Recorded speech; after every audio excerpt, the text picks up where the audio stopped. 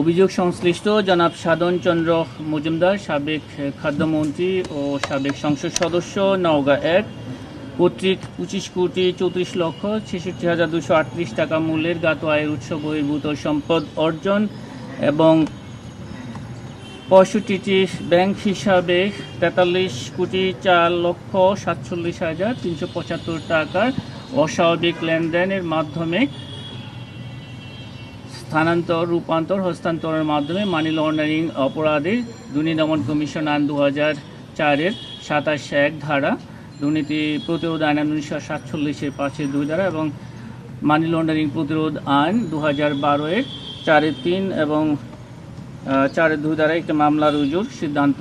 গৃহীত হয়েছে এবং ইতিমধ্যে মামলা রুজু করা হয়েছে। মামলা নাম্বার 21 তারিখ 19/12/2024।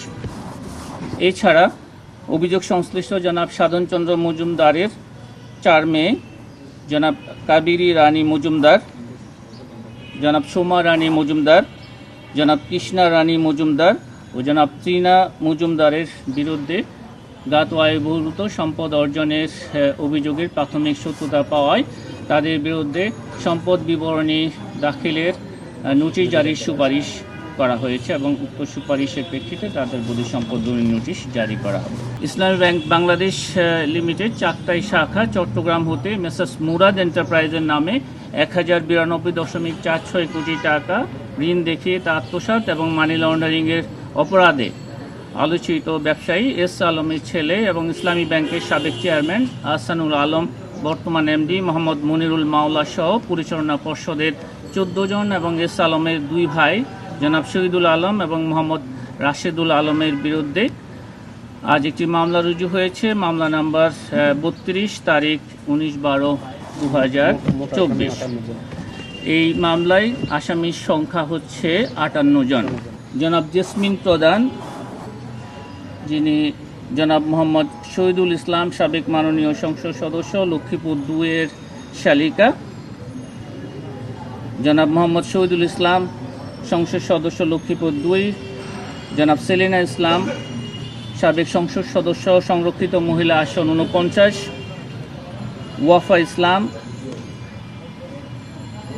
পিতা জনাব মোহাম্মদ শহীদুল ইসলামের কর্তৃক জ্ঞাত আয় বহির্ভূত সম্পদ অর্জনের অভিযোগে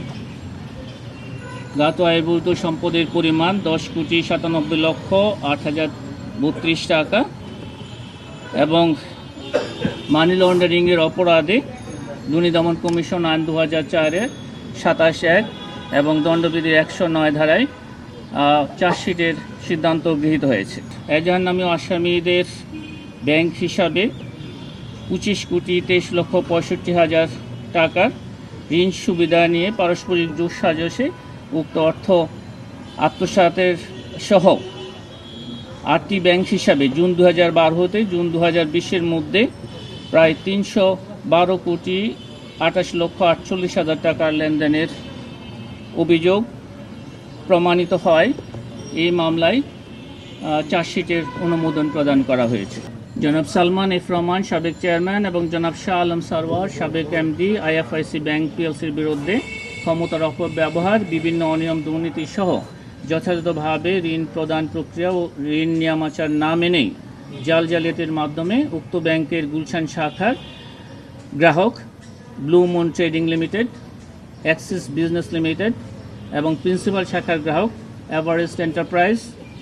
glowing Construction and engineering,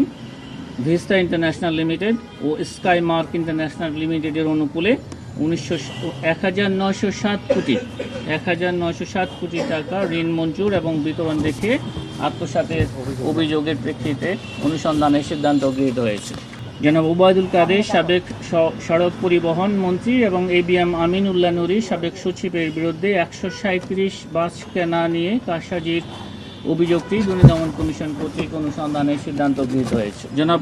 Mohammad Najibur Rahman, সাবেক চেয়ারম্যান, জাতীয় রাজস্ব বোর্ডের বিরুদ্ধে ঘুষ, দুর্নীতি এবং বদলি বাণিজ্যের মাধ্যমে কোটি কোটি টাকা সম্পদ অর্জনের অভিযোগের প্রেক্ষিতে কমিশন এই অভিযোগের অনুসন্ধানের অনুমতি প্রদান করেছে। অভিযোগ সংশ্লিষ্ট জনাব সাইফুল আলম, সাবেক যুগ্ম কর কমিশনার, বর্তমানে অতিরিক্ত কর কমিশনার,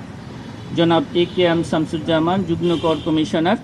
জনাব মোহাম্মদ আমিনুল ইসলাম সহকারী কর কমিশনারের বিরুদ্ধে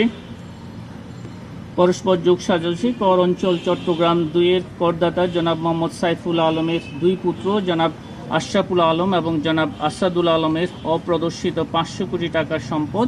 অবৈধভাবে জালিয়াতির মাধ্যমে বৈধতা প্রদান করে রাষ্ট্রের 75 কোটি টাকা রাজস্ব ফাঁকি দেওয়ার অভিযোগের বিষয়ে অনুসন্ধানের সিদ্ধান্ত গৃহীত হয়েছে। জনাব ইলিয়াস উদ্দিন মোল্লা প্রাক্তন সংসদ সদস্য ঢাকা 16-এর বিরুদ্ধে দুদকে দাখিলকৃত অভিযোগের প্রেক্ষিতে এই বিষয়েও অনুসন্ধানের সিদ্ধান্ত গৃহীত হয়েছে। জনাব নূর মোহাম্মদ সাবেক পুলিশ মহাপরিদর্শক বাংলাদেশ পুলিশের বিরুদ্ধে ক্ষমতার অপব্যবহার করে প্রায় 542 কোটি